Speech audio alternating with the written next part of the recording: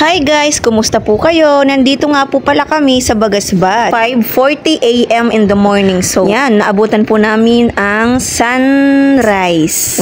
Nandito po kami sa beach ng Bagasbas dahil si Kalingap Alvin at ang kanyang pamangkin na si Atong ay mag-jogging. And ako naman po, dahil buntis, is mag-walking. At dahil gutom na nga po ako, ay sabi ko ay kakain muna kami ng taho. Sa mga dating vlog ko nga po pala, makikita nyo na minsan ay napunta po kami dito sa beach sa Bagasbas. Ito yung longest boulevard. At flex ko nga lang po pala, habang kami ay nasa biyahe kanina papunta dito sa Bagasbas Beach, ay madami po talaga ditong nagwo-walking, nagjo-jogging papunta sa beach. Yan, ito po yung highway papunta po dun sa pupuntahan namin sa beach. Alam niyo po ba na 4:30 dapat ang gising namin, pero dahil sobrang sarap talagang matulog kapag nasa madaling araw, ay 5 na po kami nagising. So bilis-bilis lang po ng pag-ready, and 5:40 nasa Bagasbas na po kami. Ayan po, makikita niyo po na may mga nagjo-jogging talaga, may mga nagwo-walking.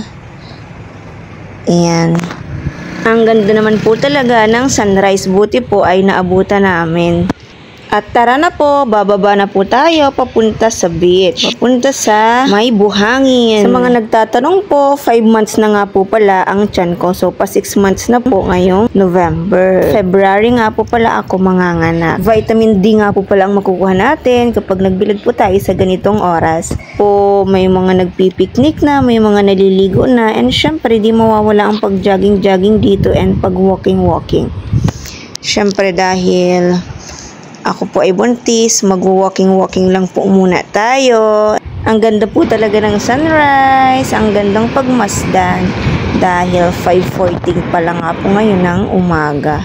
Buti na nga lang po at nakaaga kami. And ayan po, walking-walking muna sila Kalingap Alvin at ang kanyang pamangkin. And ako po ay maglalakad na.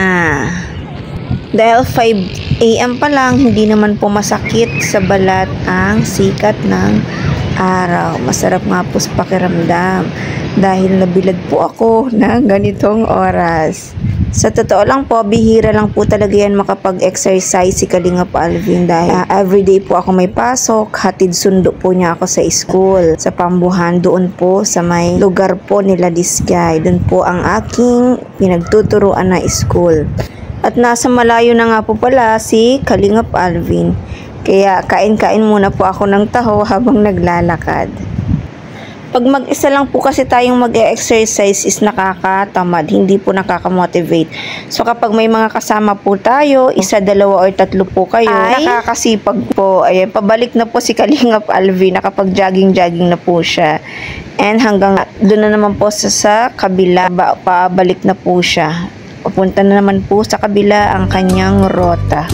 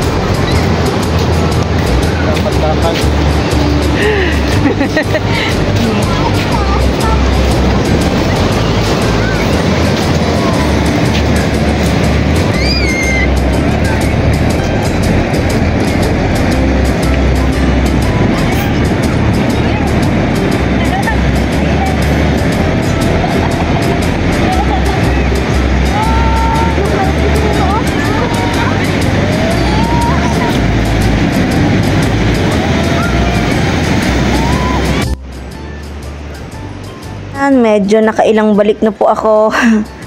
At pagod na po ako. Salamat po sa Lord dahil nakapag-walking din dito sa Bagasbas Beach.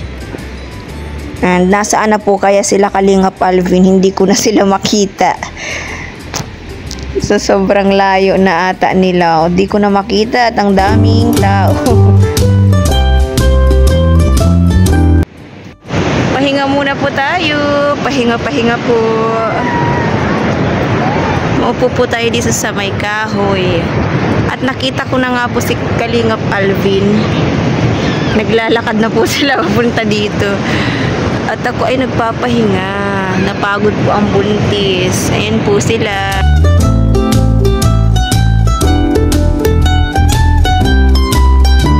Oops.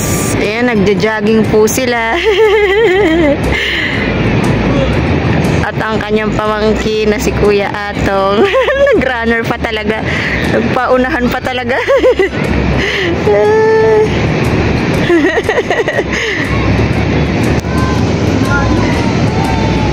Pahinga.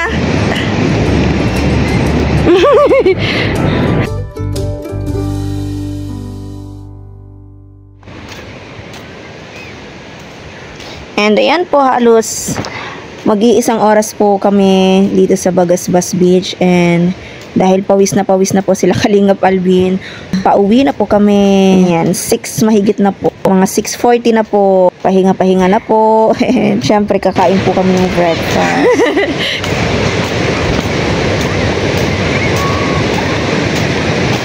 Pagod. Pinagpawisan na kayo. Basa, pawis.